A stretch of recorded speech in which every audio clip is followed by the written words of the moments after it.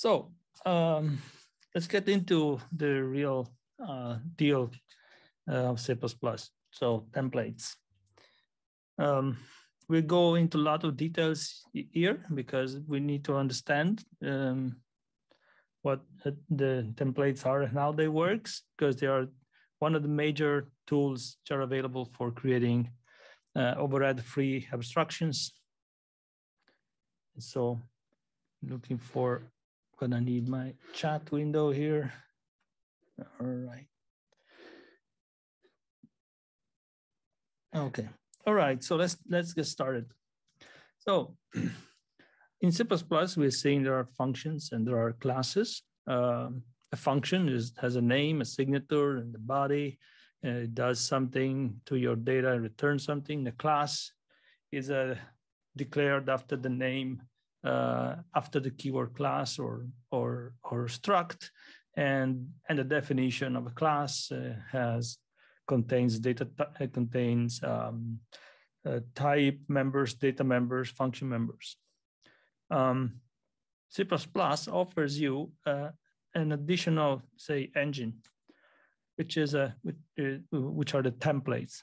So a function template, need to be clear about how we talk about these guys, is not a function.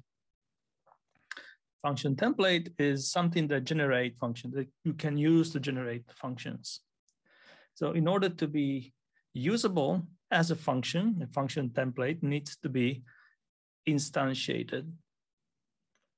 And the mental model in this case is just you take the type that you specify. For instance, I declare my function template foo, which is a template, and which has a one template argument, t.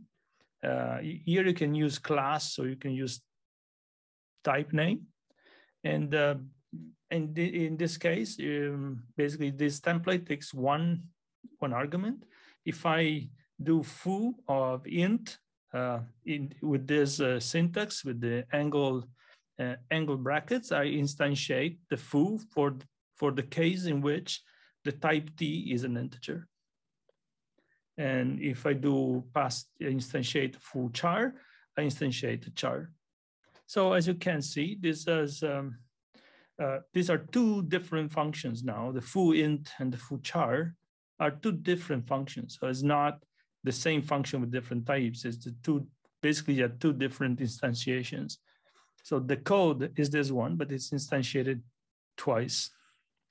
What you can do in the templates is that you can deduce the types. So if I call foo with this number 3.14159, this is a double, and then this will instantiate the function foo with a double, where a t is a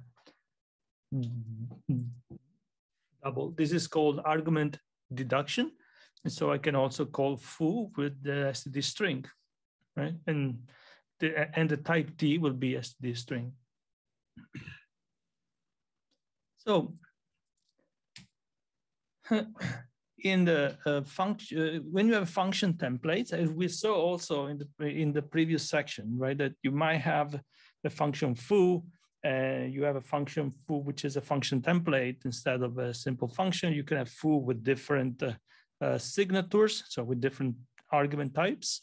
And in this case, sorry, in this case, then you go over the overload resolution as we saw earlier on. So if I define a function foo that takes std string, then when I call the last function foo std string, passing the std string, and then I go to this instantiation here. Now you could see as a specialization of your function, right? You can see these as the general, the template as the general implementation, and this one as a specialization, but it's not actually the right way, because you could also see as these as the general function, and this one something that you want to apply whenever you have some other type. So the the term specialization is also basically used only for the classes. In this case, we just have different overloads.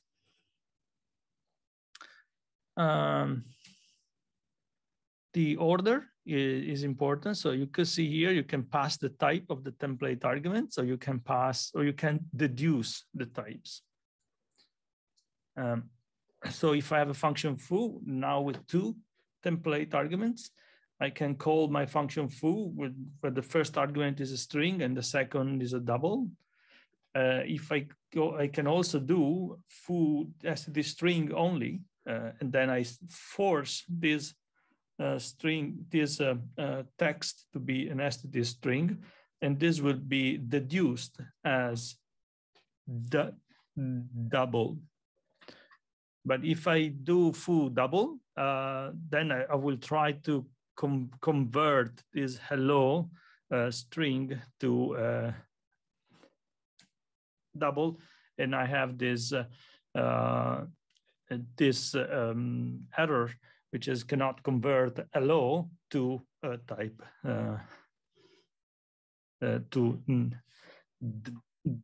double. In fact, I'm passing hello here, but I'm specifying that this should be double. So the T should be a double. And now I'm passing a string, which is not a string, it is a const star of 6.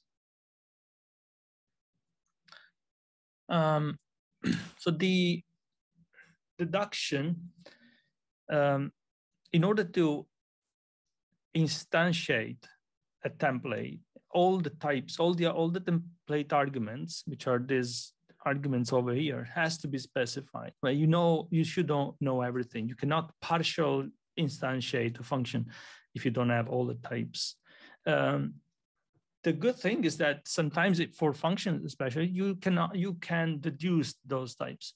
So suppose that I have a function that calls convert, where I have a type 2 and a type from. So I want to convert from F to 2. So for instance, I have a double D and I want to convert it to int using my function. I say convert to int D. So what happens is that T is int is the first argument, 2, and then the double will be deduced, right? So I would take from will be double, and then I will convert to int. I can also do in this. I can also deduce the types when I use a function pointer. This is like a corner case if you want, but I can define a function pointer, PTR in this case, to a function that takes a float and returns an integer, and then and say equal to convert. And now when I say equal to convert, this convert is the template. So take the from will be the float and the integer will be the 2. It will deduce that the return type is this one and the from times the type is that one.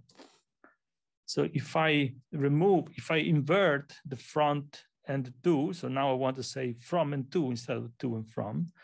And now I have to specify both types, right? The first argument will be the double and the second will be the int. So I have to say I want to convert from a double to an int.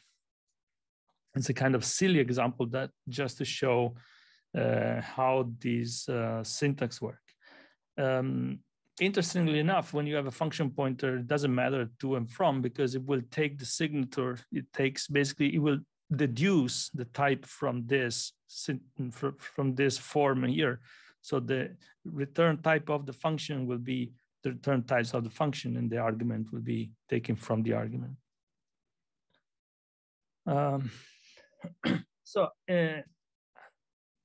As function templates are not function, also a class template is not a class. You need to be instantiated to be a class. In order to instantiate objects of that class, you need to be able to specify all its types. Only then you can have objects. So for instance, I have the syntax, you have a template with say type name or class, type name T, So you can always substitute type name with class here in the template argument list. And then you have my class, my template class. It has a name. It has a member of type D and some operator, for instance, here a function call operator that takes 2 arguments of type D and returns another value of type D. So what you can do in order to instantiate it, you need to you take your template name, you specify the type, and only in at that moment, your class is fully specified. So now I can say this is my class name. So template underscore name int is my class name, and then I can instantiate my object X of type class name. It's of course you don't have to do this using clause here. You don't have to rename the types. You can write straight away the temple name int and X, right? It was just to show that there are 2 different steps. One, you declare your class type according to the template arguments, and then you can instantiate an object. What you can do with the classes, which is analogous to overload resolution in some sense, is that you can have partial specialization. And these are quite important. This is quite important feature. So for instance, I have my struct X, which has 2 template arguments, my template class. And I know that, for instance, if my second argument is an integer, I can do something special. I can have some special implementation, special tricks, for instance, an optimization or some other thing that in the case the second argument is an integer, I can do a good job. Or maybe if the first argument is a float, then I can also do something special. And so what you can do is to say, okay, this is my primary template, the number 1, which is the generic implementation.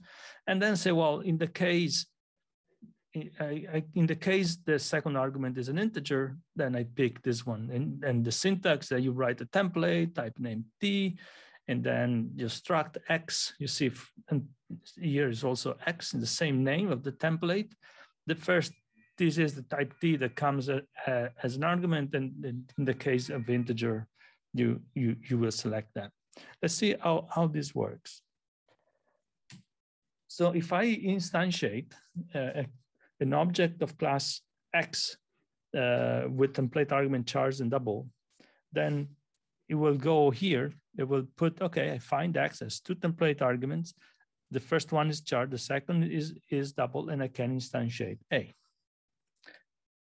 When I say X char int, what happens is that it goes here and say, okay, I can instantiate this because I have two template arguments. One is char, the other is int. And then the compiler goes through the different specializations. Say, okay, look, X here would require only 1 template substitution because the other one is already int. And so this one is more specialized. So it will pick the second instantiation instead of the first one. Same thing here. The first one is a float, the second is a double. We'll go here and say, okay, this guy takes 2 template arguments, the first float, the second double. It goes here and say, well, the second one is an int, so it's not a double. I cannot pick this one. The first one is a float and the second is whatever. Fine, this one is more specialized than the first. And so this actually, yeah, this is how it works. Now, if I have the X float and int, this gets into a problem, right? Because now I can instantiate X, and now I'm looking for which is the best instantiation. I have the int here, so I don't have to substitute it, or I have a float here, and I can also substitute. I don't have to substitute, but now I have only 1 substitution here and 1 substitution there. Which one should the compiler pick? And this is a compiler error. It doesn't know which one to pick. And basically, we have a primary template, which is the one over here, and they have 2 specialization, one for the first argument and the other for the second argument. So in this case, you would not be able to compile everything. Let's see what we need to do in order to make this thing work. Well, we have the full specialization.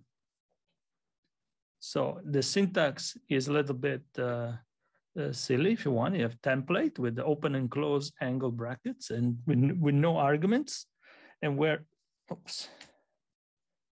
both the arguments are actually specified. So when I do float and int, and I instantiate the primary template, I say, okay, I have the primary template. Let me see which version I want.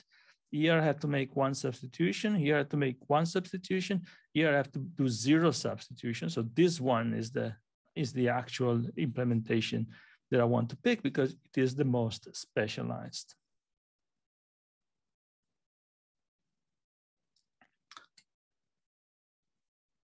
So how does this work? This work with the mechanism, which is the pattern matching. So when if I want to, okay, suppose I have my struct X as before. This is it takes 2 template arguments, and now I want to specialize my class in the case in which the second type is actually some X class with some other types, right? So I want to specialize my X and say if my X has a W type and the second type is an X of something, then I want to pick this one. And this is actually what happens here, because if I want to instantiate X of int and then of an X of int and a float, this goes to the primary template, right? This goes, say, int and float, and go here and doesn't find any other specialization. But when I go to this one, I have an X, I have an int as a first argument, which is substituted with type W. And then I have an X with something else, and you see it matches here, right? This X matches here. So this goes to the specialization. This is a way in which, for instance, you can implement a type list, right? There are actually libraries out there that implement type lists. So you have a list of types like int, char, and int. And then you want to terminate your list with a void. That's one convention which you can do it.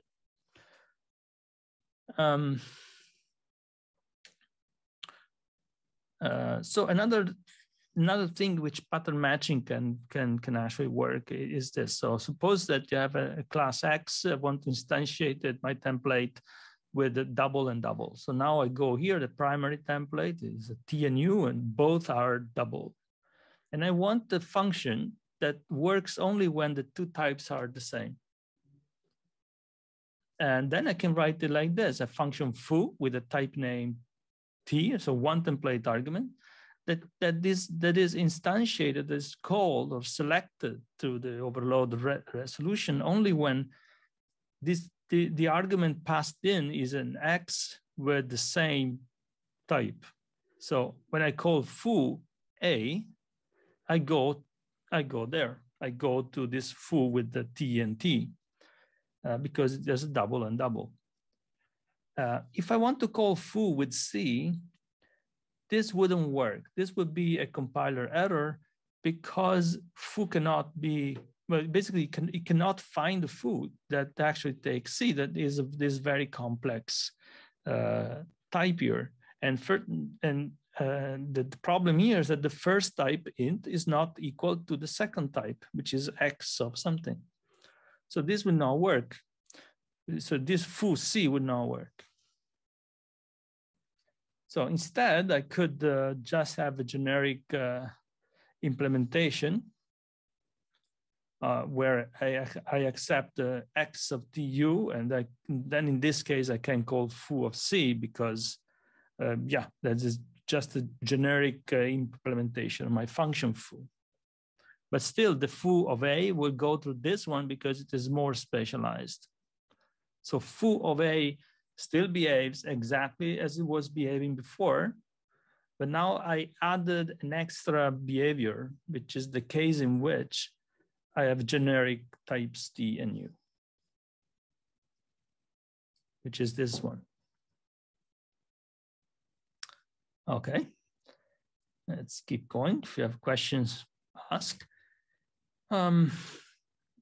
So function templates, since C++11 can have default arguments, default template arguments, which means that I have my function foo, which return a certain result type here, and takes an input and then a value of type T. So now I have my template with type T, and the result the result type that by default is like char. Okay, by default I return a char, and but if I don't specify anything else, otherwise I will return whatever I am specifying. So for instance, if I say cout of foo65, this will print the capital A because 65 is an integer that is deduced to be T, and the result type, I didn't specify the result type here, so it will be char, so we return a char. The same here, if I say foo int 65, int refers to the first template arguments, and so now I will print A. But then if I do foo of int, now I'm specifying the second type, so the result type will be integer, and I will do the static cast of x to integer, well, which is already integer, is being converted to integer here because T is an integer, this is a double. So the double is passed here as an integer, converted to an integer, and here would T still remain integer and given back. So this will print 65. The third sentence, the third statement prints 65. The other two statements will print capital A.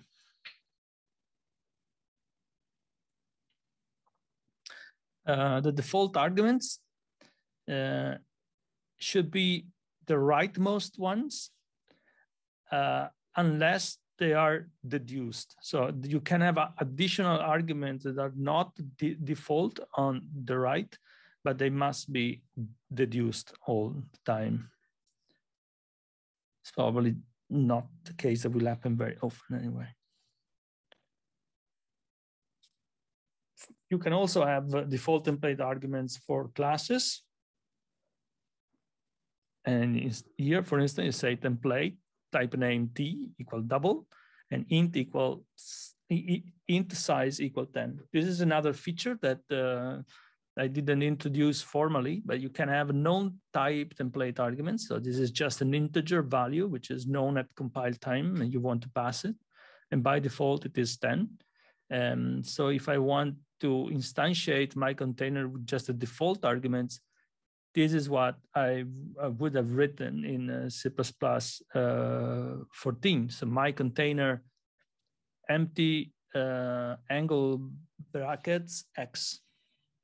And this is making clear my container is a template, right? So this is a template, it's not a class, it's a template. In order to instantiate it, you need to specify the template arguments. You don't specify a template argument, so you get whatever the defaults are, which is double and 10. Oops, I don't understand why my mouse is doing this. It's switching to different slides. So if I want to say my container of 100, that doesn't work, right? Because 100 is the second argument. To do first the value type, say, for instance, the type T and then the size. In C++ 17, you can actually avoid doing this angle brackets because you have ways of deducing those values. But let's see how default template arguments interact with the specializations, because this is a tricky thing that explains how, I think it explains well what happens when template instantiation happens. So you take my container as before, which has a type T and the size, which is an integer. And now I want a specialization for my container when I know the size is 10. Consider, for instance, you might have a container that you want to optimize for your vector length on your architecture for some reason, right? Because you know what you're going to do with it, or with the cache line, I don't know. So in this case, you can have a specialization for that particular size. Now, when I instantiate my container with char and 10, what happens, right? Well, you go to the primary template, and this is basically the full specialization, right? So the default arguments are ignored because you are specifying all of them. And so now you go and search to the partial specialization. There's a my container of char and 10. Well, this is char can be substituted and then matches, right? So these guys actually go to the specialization with T and 10. The second one with the float and 30, right? Again, the default arguments are not specified. And so you go to the float and 15, you instantiate the primary template. The second one goes to the same thing. The integer can be substituted here, but the 15 matches here exactly. So I will instantiate the specialization. What's interesting is what happens in the next one to my container int. So my container int only, it goes to the primary template. So this guy's here, over here, goes to the primary template. It says, okay, I need 2 template arguments. The first one is int, that's fine. The second one is not specified. I take the default one. The default one is 10, which means that now I'm instantiating int and 10, which then goes to the specialization that has the type 10. So if I don't specify anything, I go to the most specialized implementation of T10. And if I don't do anything, then, okay, if I don't do anything, in this case, I go to the double and 10 specialization, right? Just take the arguments from the default argument list.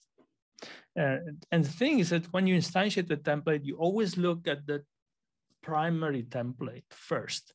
Only when you have cleared up the primary template and you know how that you can instantiate that, only then you go look for the specializations.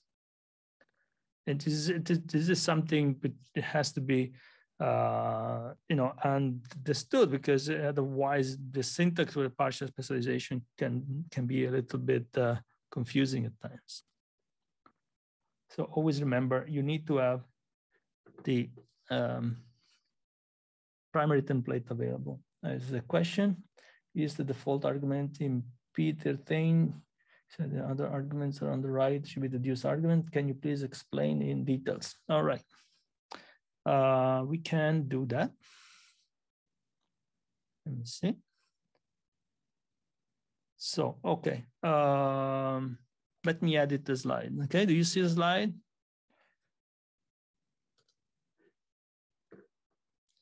Okay, let me copy the slide here.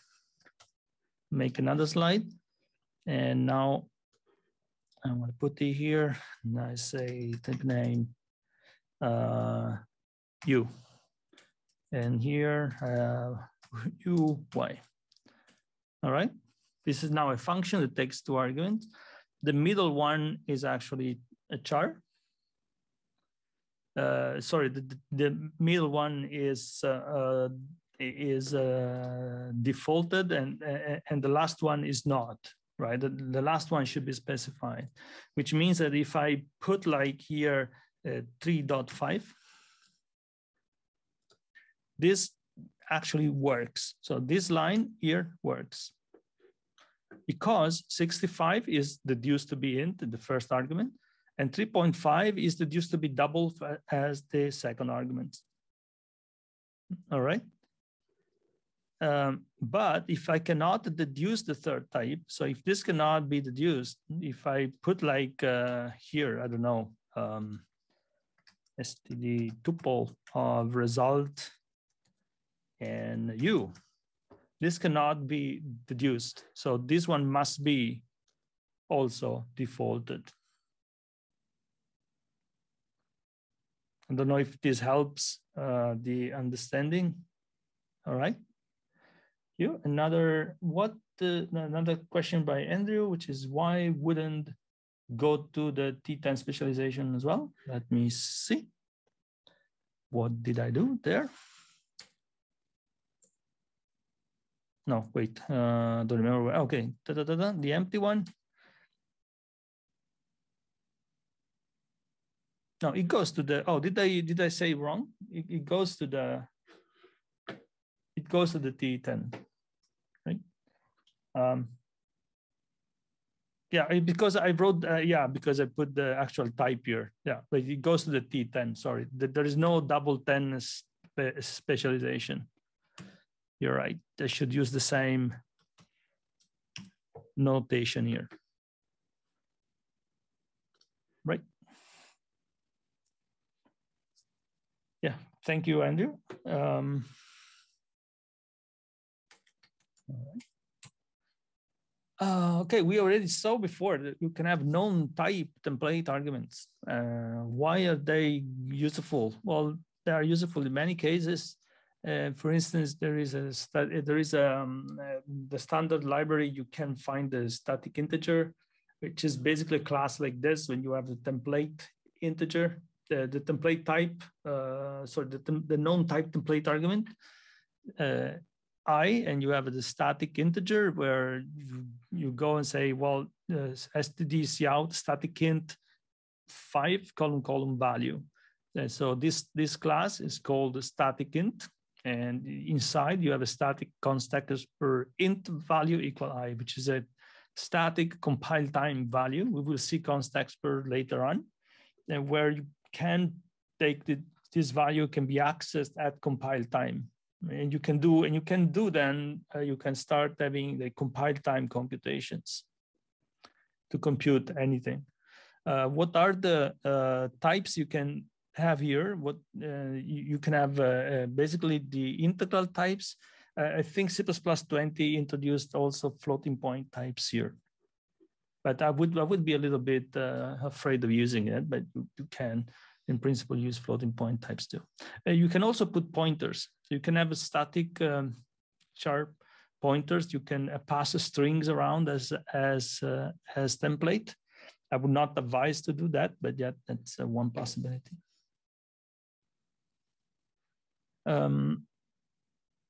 Is it clear what this function is doing? I hope so. If not, please ask in the chat. I will answer.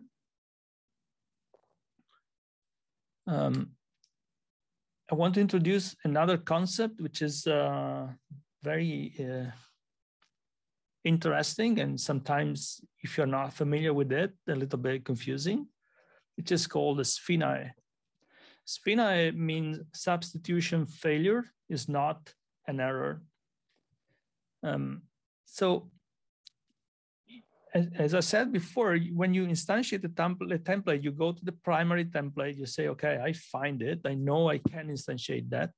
And then you go and you look for the specializations, right? And now you look for the specializations, and you try to match the types that you have with the types that the specialization is actually wanted. And sometimes this substitution fails, simply. It just doesn't work. For instance, I can have a specialization of my type X, where my second type is, so this takes two types, and I want a specialization in which the first type is T, and the second one is some other extra type which is defined within T. We will see how this works. So the problem is that if T is an integer, right? If T is an int doesn't have extra type. You cannot ask additional information. It's not a class, right? Int is just a basic arithmetic type, so it doesn't have anything else. So this will, if you try to do int column extra type, you get a compilation error. But instead, the compiler is looking to find specializations, and it doesn't say anything about it. It doesn't complain, it simply ignores this specialization for your case. Let's see if this example, which is still a little bit abstract, but let's see how this works.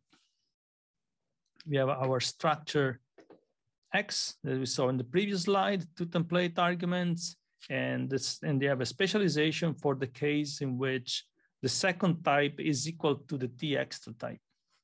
And now we have some classes here, A, B, C, and D. So A has some type member, which is value type, int. So those are typedefs.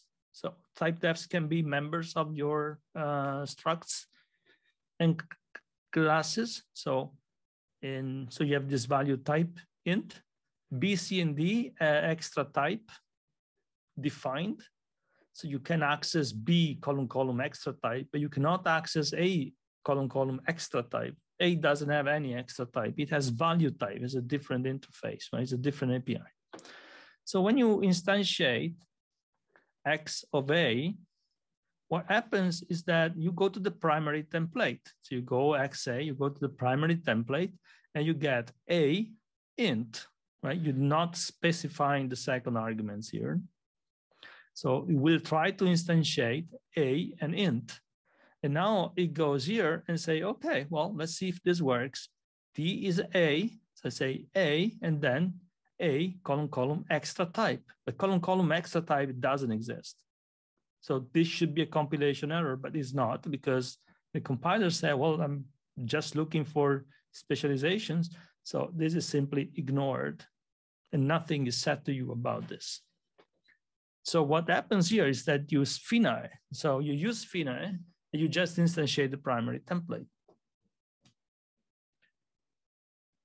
So what's the difference between value type and extra type? So these are just the type members of your class, right? You can define it as you want.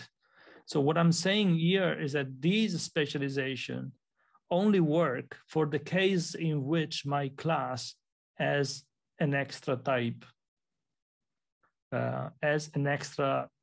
type member. If it doesn't have an extra type member, I would not use this thing. Consider some algorithms in the standard library that works for, so you have a generic algorithm that works with I don't know, forward iterators, but you have one which is more effective if you have random access iterators. Now you pass an iterator, you have your class that takes any iterator, and then you have a specialization that says, well, if this iterator is actually random access, I want to do this. And you use a similar technique here to basically say, well, if my type has these characteristics, I can do something better.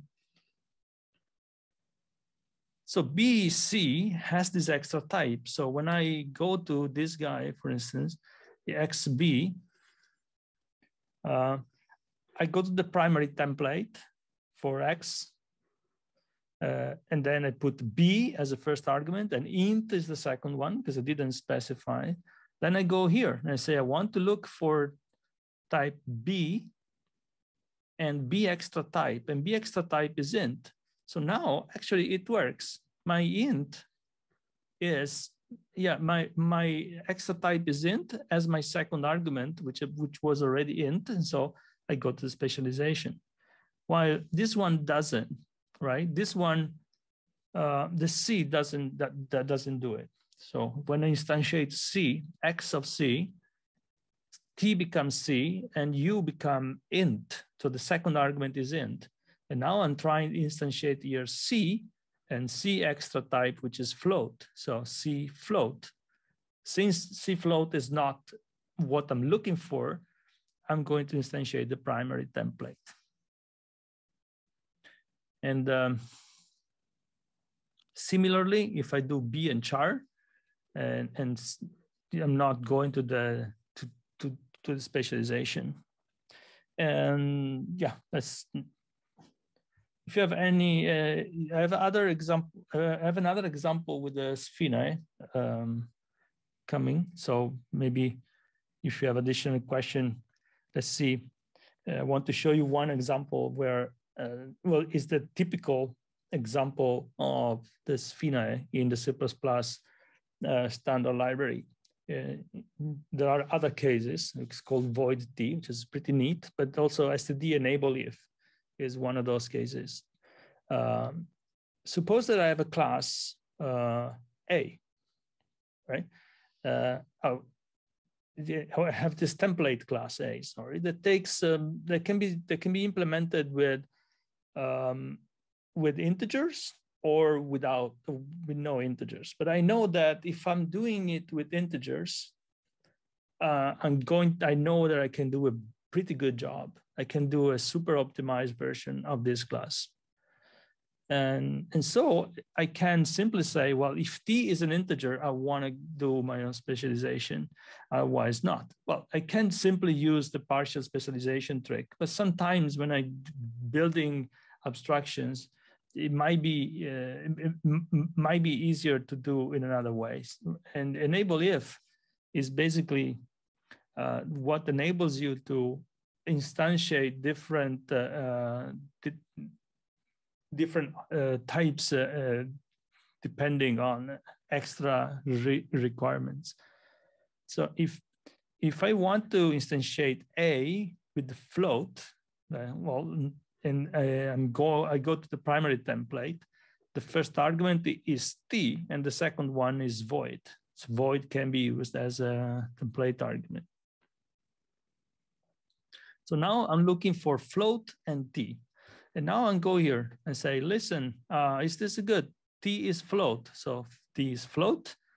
And then you say enable if.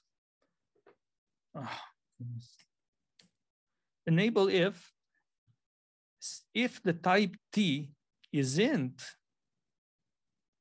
then this become true. This is the example of a type trait that I showed at the very beginning.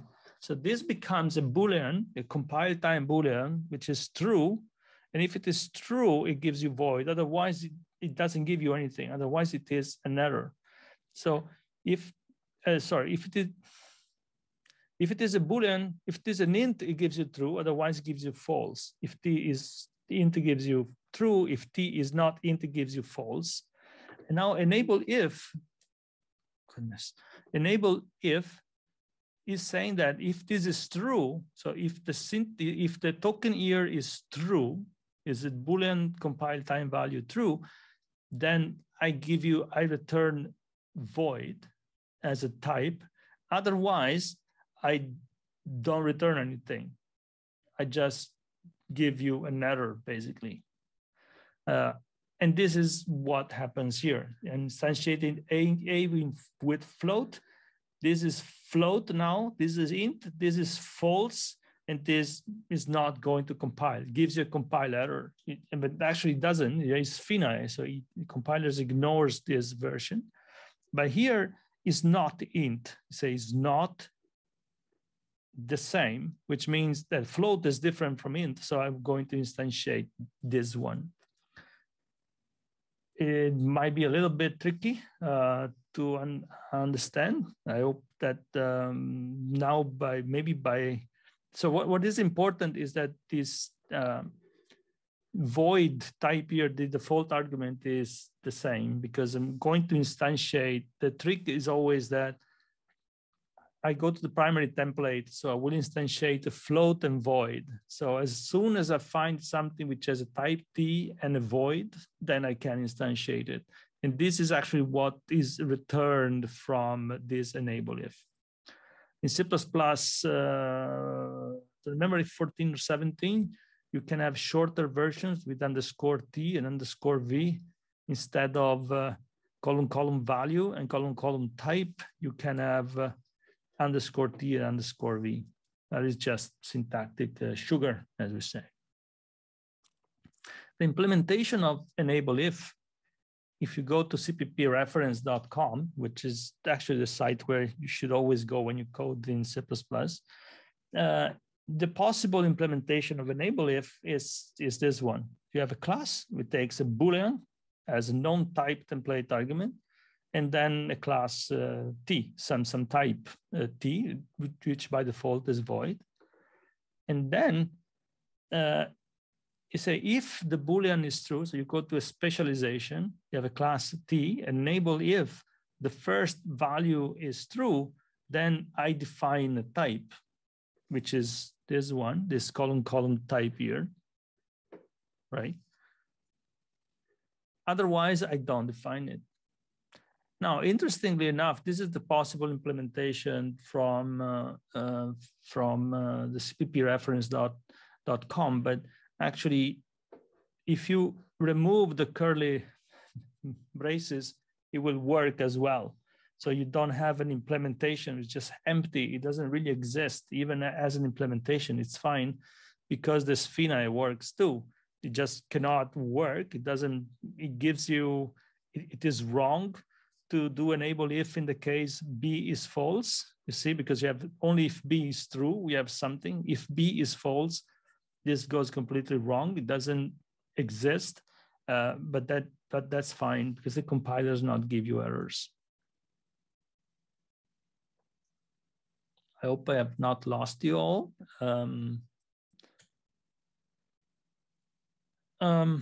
So starting in C++ 17, as I was mentioning earlier before, you could instantiate. Oh, let me check time also. I don't want to overrun. Okay, good. So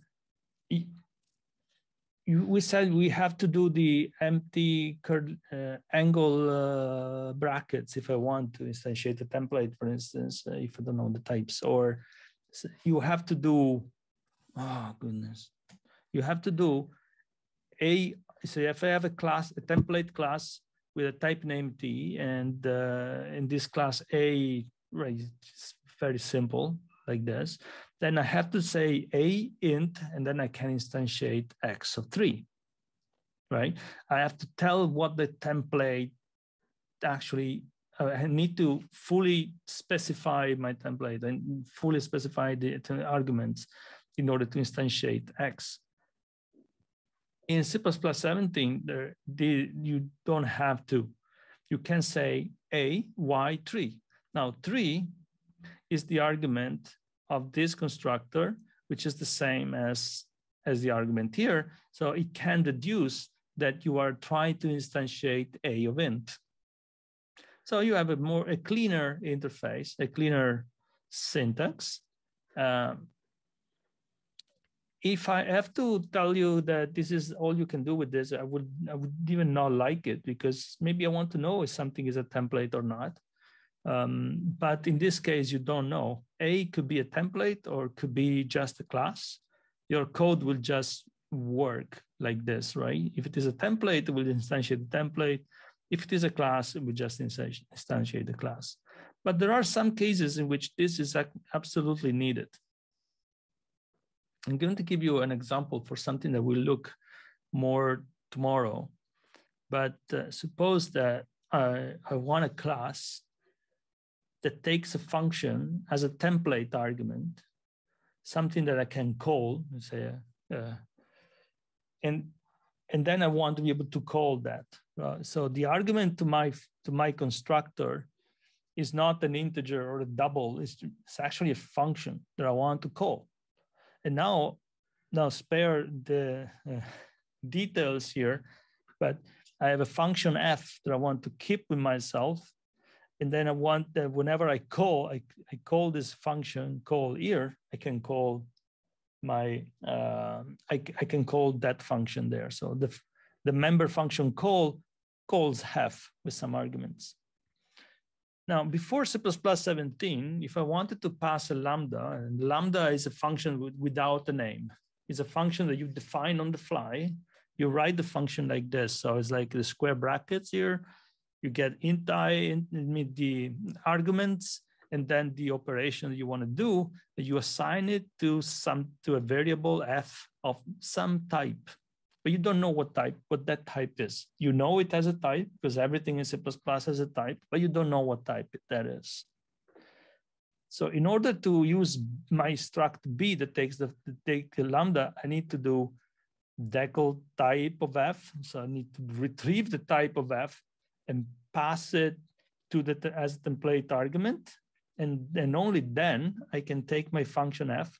And in this signature here, I need to move it. I need to give the function f, I need to explicitly move it. And we'll see later on, or don't know if today or tomorrow, I don't remember, I need to look at the thing.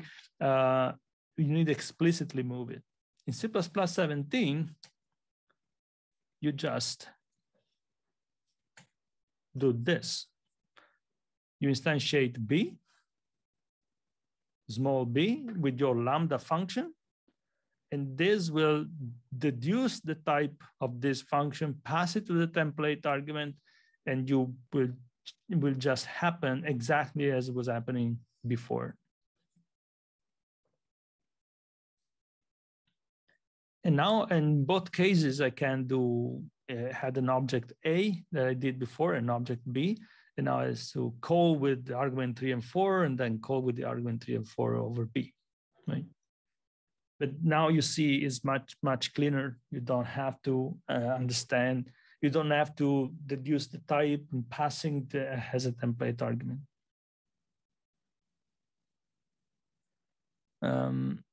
When you work on a high-level function, so when you pass, instead of passing data to your function, you pass functions to your functions, which is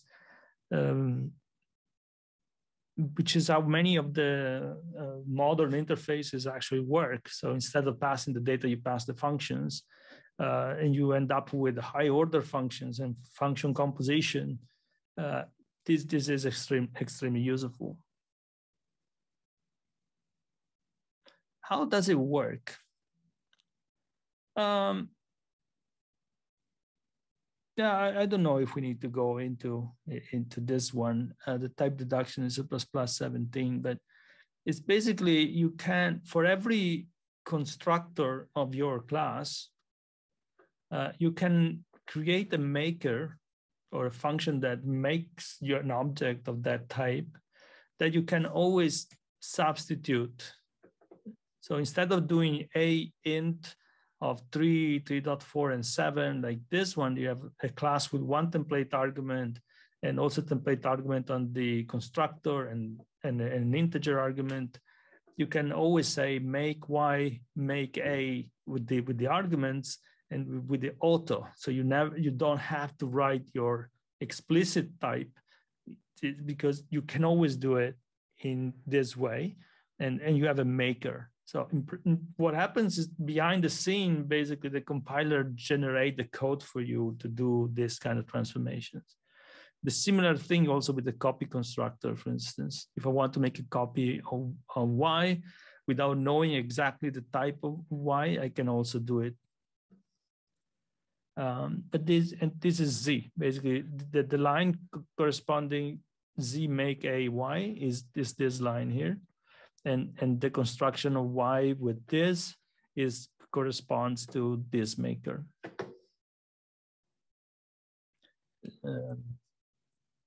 Just that this is basically, if it might be helpful to give like a mental model of how does this work? What is the mechanism behind this trick? Is there anything that that is weird or silly? Well, it's pretty simple at the end, but if you break it down.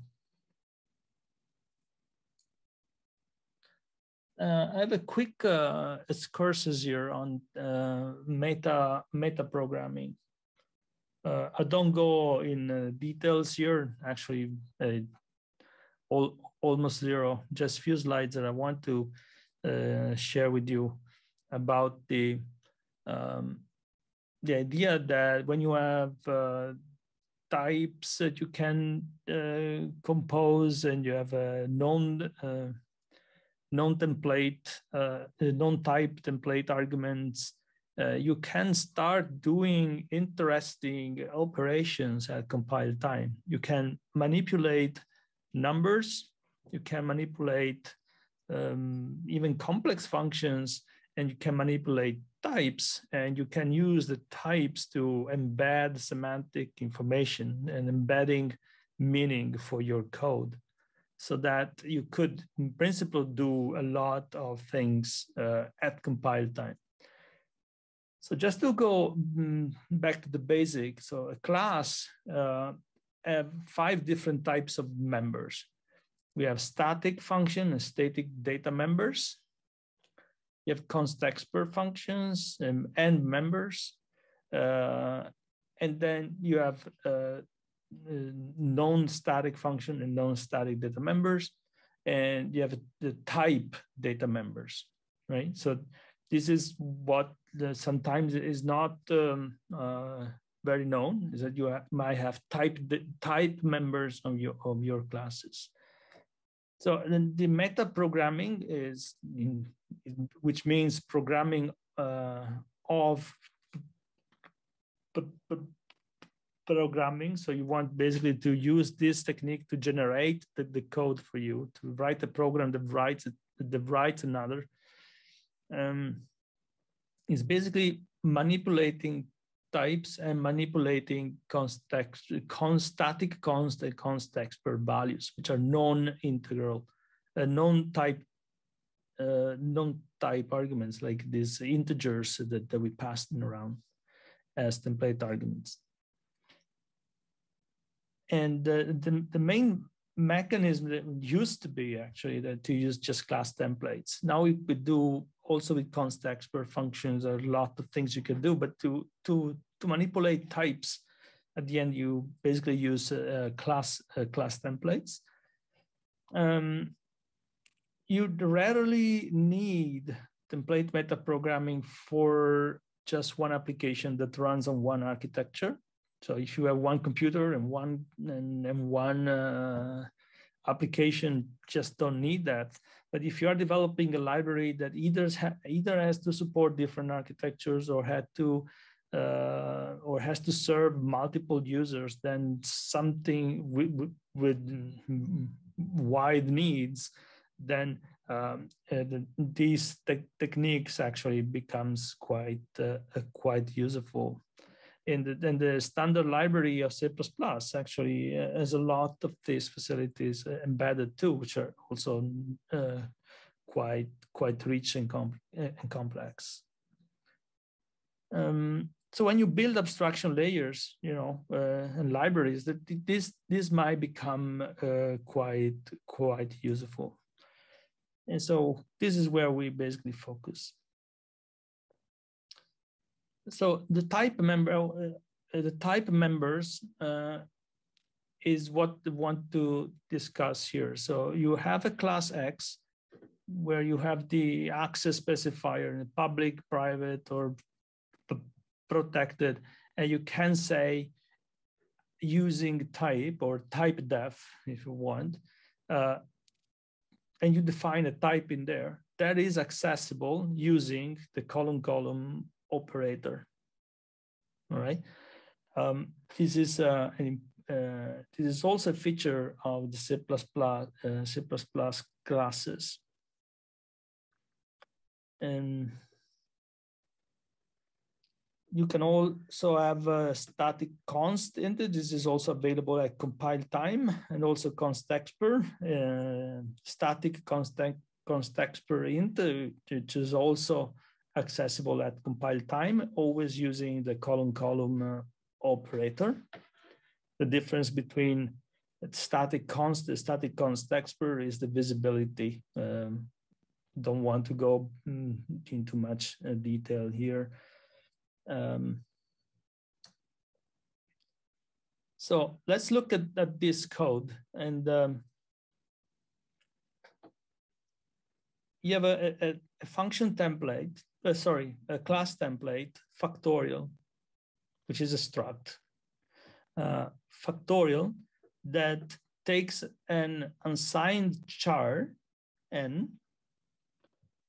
and computes static const expert unsigned integer value, which is n times the factorial of n minus 1 column value. And then when the factorial, when n is equal 1, so we have a full specialization here, it's a full specialization. When factorial, when n is equal 1, then the return value is 1. So what I can do is like std out factorial 5 column value. What happens here? Well, you go to the primary template, you instantiate the the factorial with 5. This goes here. Value is equal 5 times factorial of 4 column value. And then you go and instantiate factorial of 4, and then factorial of 3 and 2 and 1. When you go to factorial of 1, you get 1. And then you basically have the factorial of 5.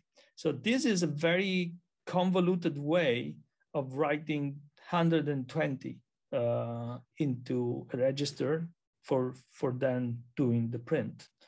This computation happens at compile time. I had also the code here, and maybe we want to, I don't know why I cannot click on this. So I'm a little bit.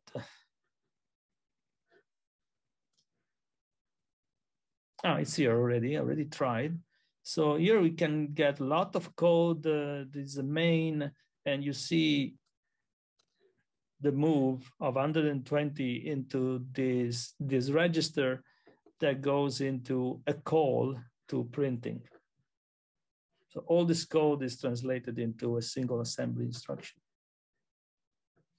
I'm afraid I missed it, but does the template type deduction also happens at compile time? It happens only at compile time. So the template, the type deduction and the overload resolution, the specialization, all happens at compile time, right? It never, if it doesn't work, it tells you at compile time. So at runtime, you might get weird stuff because you missed something, you're not aligning the right thing, you're not constructing the right thing. But if it is always happening at compile time. P32, it's recursive loop, right? Yeah, it is basically a recursive loop. It's not a loop, it's a recursive function call.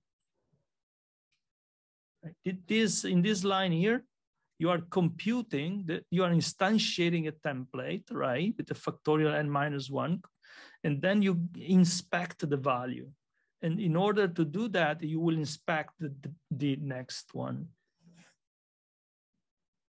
This is a very silly example, but there are cases in which you want to do. So there are conventions for template meta programming. Basically, if you have a type data member or a value, value static context per member, which are inspectable at compile time, then it's basically, this is called a meta function.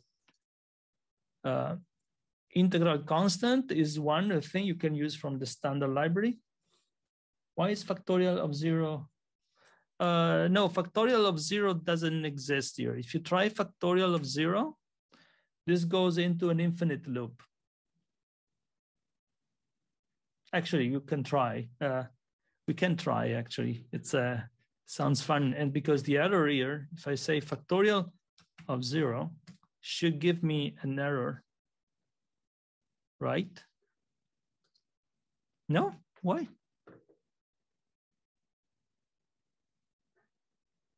No, because yeah, because it is unsigned. Yeah.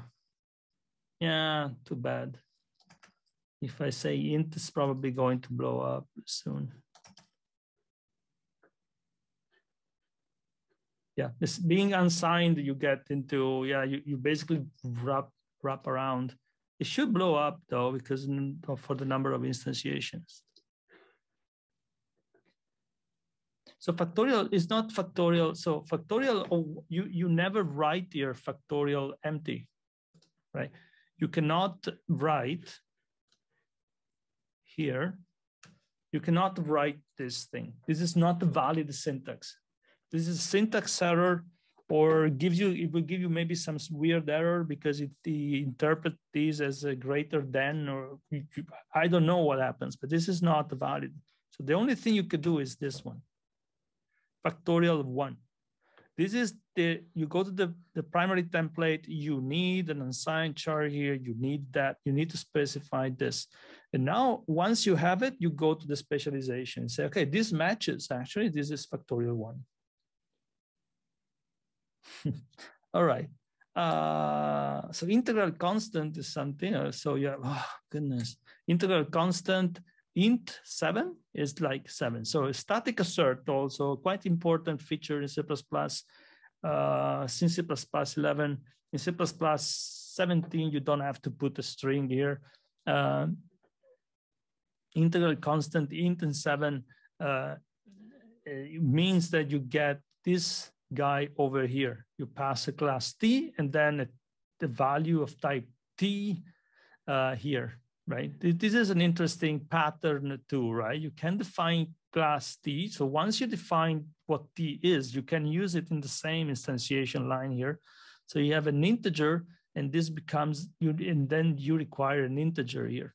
If I put a char, I can put a char. I can put another pointer. I will have a pointer here.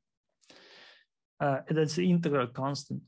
And now I can ask value 7, right? So this static assert passes because value is actually equal to 7. And the standard library provides you this.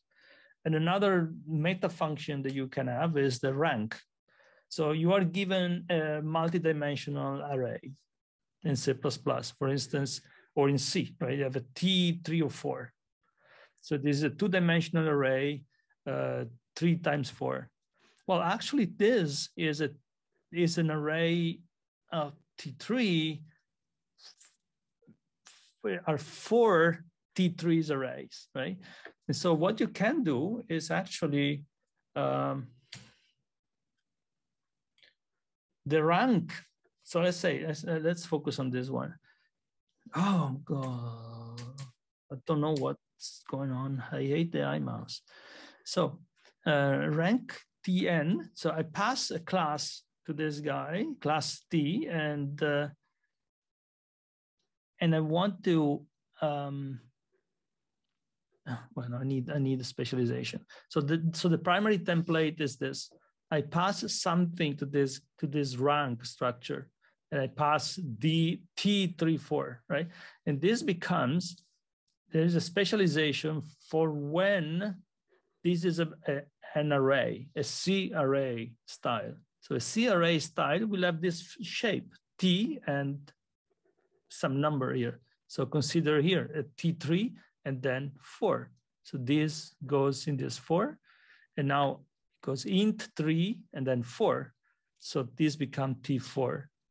And now this becomes integral constant. So this is another way of doing it. You inherit from integral constant of size T. So it's an integer. So integral constant is what we saw in the previous slide. And then on the rank of T plus 1. So let me see if I can make it clearer. T of n now comes here. So I know that I have a rank. Right? I know that this is an extra dimension. It has a dimension. So it has at least rank 1. Now I need to check the rank of T. So I check the rank of T plus 1, the rank that I'm actually in. And if there's no rank, then I will get the 0. So if I'm passing just an integer, I get the rank 0. It is a scalar. If I pass int 3 as rank 1, 3, 4 will have rank 2 because it's 1 plus an array of rank 1 plus a scalar of rank 0. So you can query a compile time how many dimensions your arrays have. And so you can have something that says, okay, if I receive a 3-dimensional array, I implement this algorithm. If I receive a 5-dimensional array, I implement something else. You have to see, you have to judge if that is a good choice or not.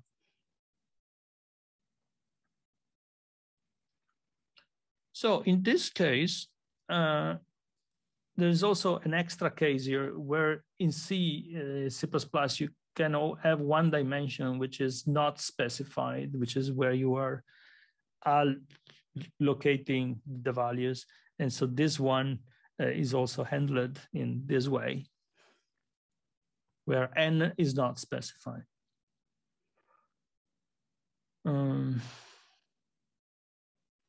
Another thing, you can have, for instance, something that selects some type depending on a Boolean. So if it is, I have a class which is called select first. If it is true, I select the type, the first type, otherwise the second type. So select the first. If it is true, the type that I'm returning is T1. Otherwise, I returns T2. In this case, the primary template is the false clause, and the specialization is the true one. But of course, you could do the other way around, or even keep this one undefined and have the two specialization for true or false. So why do you need this? Well, there are many cases in which you might want to do something like this, like a silly example. I want to run a function with a reference or without a reference. So I want to say, if I want to use the reference, yes, over X, then I pass X as a T reference. Otherwise, I use X as just an integer. So I can have a side effect on X. X plus equal 1 will be visible outside if I using this one. Otherwise, it would not be visible if I use this other one. Now, is it something that you want to do in your code? Probably not, just a silly example. But when you build abstractions, this is sometimes this kind of tricks really helps you.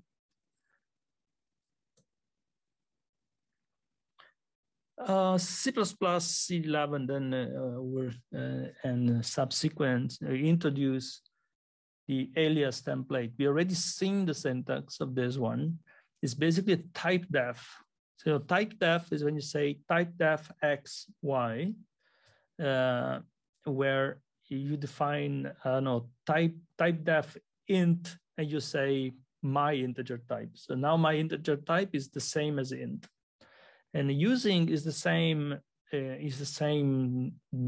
thing, basically. If I'm say using integer type equal int, then integer type, when I use integer type in my program, in the scope that I'm in, it's equivalent to int, right? But the alias templates are richer than that, way richer than that, because they can allow you to actually template this using statement. So I'm saying that my type is a vector of T, where T is just a type, it's just a template. So you can write, you write template, type name T, same signature that you use in functions and in classes, and then using type equal back to T. So you can do as complicated things as you want. Like my container is a T of view with some locator of view.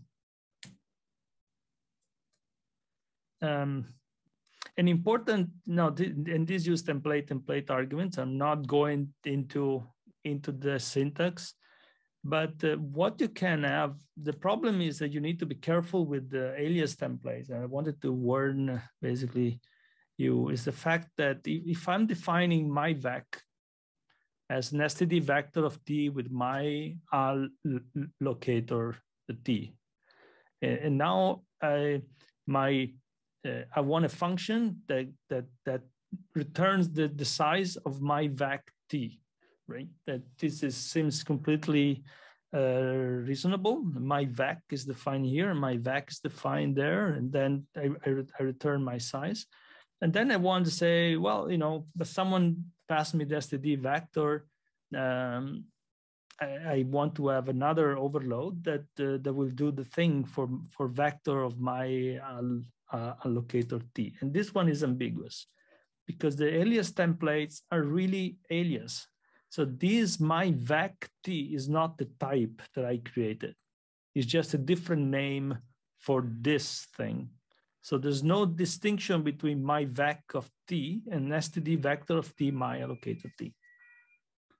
So if I define this as a class that behave that for instance inherit from that one, then I have a different type and I can do this specialization.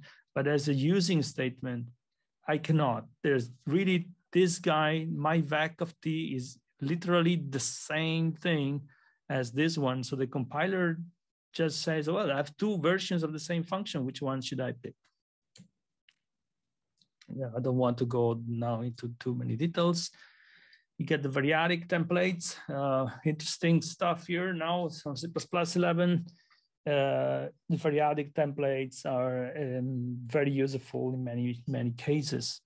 When you, instead of specifying just the arguments for your class template or for your function template, you specify a parameter pack, which might be 0 or more arguments, right? Or as long as you want. Well, there is a limit usually dictated by the compiler capability. And you use a ... to express the packs. So if you have a function that takes type name or class ... ts, and then ts ... args. This is a function that takes arbitrary number of arguments with arbitrary types. And same thing for the class here, right? Arbitrary arguments, arbitrary template arguments with arbitrary types. And you have an interesting things you could do with this stuff. First of all, this is called parameter pack. And now you can expand the parameters.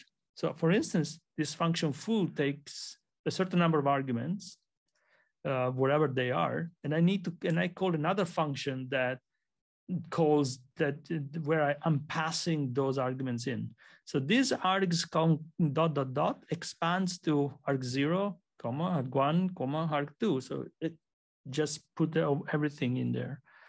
If I'm putting the arg, if I'm writing like this, so pattern args, I close the parentheses and the ...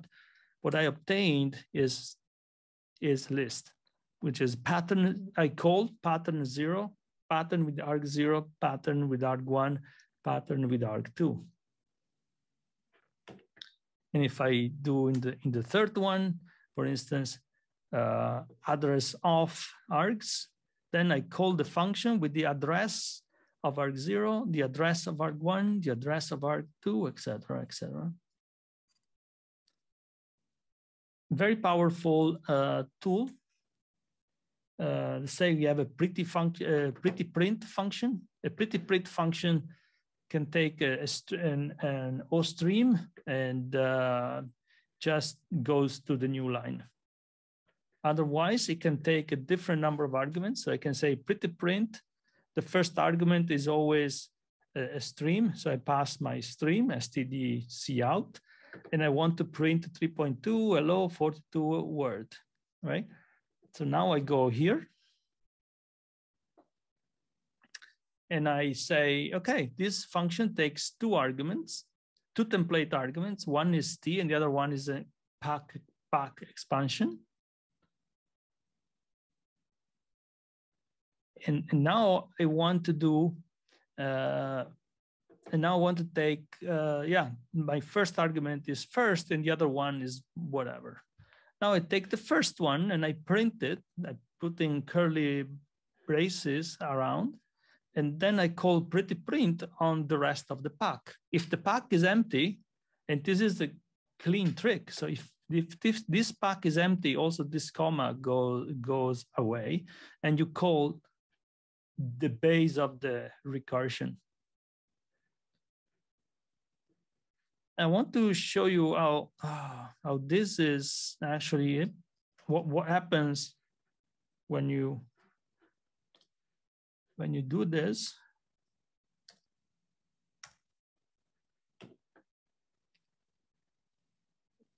So when you do the pretty printing of this function here now, what happens is that the compiler instantiates a lot of templates for you. First of all, it will instantiate the pretty print with double char const int and char const, the one that you calling here. Double char const pointer 42 char const pointer. Inside here we are calling the pretty print with the char const int char const, which is here, which is another function, right? Another function with 3 template arguments. And here you're calling the one with 2 template arguments, which is instantiated here, the pretty print of int and char const. And here you go void pretty print of char const. And finally, you have the one without any argument, which is on top here. And the reason why it's on top is because of the compiler order. Then pretty print with just the stream will be here to put your new char online. So what you're actually doing here is unrolling these templates basically and generating all these templates. I don't think it makes a lot of sense to optimize this one because I don't think it will do much. Maybe it does. Yeah, it does actually. So you see, if I optimize, all those functions goes away because they are inlined basically. So you don't see those functions anymore. So these abstractions, and well, you have one probably for the case of chart traits. Yeah, but basically what happens if you don't optimize, everything will be instantiated and unrolled for you. But if you are optimizing, the inliner will throw away all these nested function calls. Tuples. So what are tuples? You have seen the tuples before too, right? You have a tuple, which is basically a container of different types, values of different types. So a tuple of int, string, and float, and then you have 10, A, and 3.14. But you can also use the make tuple, and you can tie a string. You can tie a tuple. So you have a variable which is a char pointer, an integer x, and a string str, and you can basically unpack this tuple in your single variables. This is the tie thing, which was until C++. I don't remember C++ 14 already had the structure binding. We are going to see that later. So when you have the tuples, the tuples are very useful to deal with variadic templates. And you have a special size of dot, which tells you how many types you have in your variadic template pack. But then you can, for instance, take this variadic pack and put it into a tuple, so then you can access them one by one. Okay, and now you still see here a lot of pack expansions and pack expansions with pattern. So you have a tuple of vector, so std tuple of vector with the different types, or you have the zipping, for instance, a pair of T, a vector T, different ways of doing the stuff. And the C++ 17, you have the structure binding. So instead of calling tie to unpack declare the variable and then unpack your tuple into your variables, you can have a tuple, for instance, that contains values, and then you can unpack them into variables straight away using this square bracket syntax. It works also with the arrays. So you can have X and Y equal A, and then you can print X and print Y. There will be the 3 and 4. It's just syntax, but you can find good uses for this.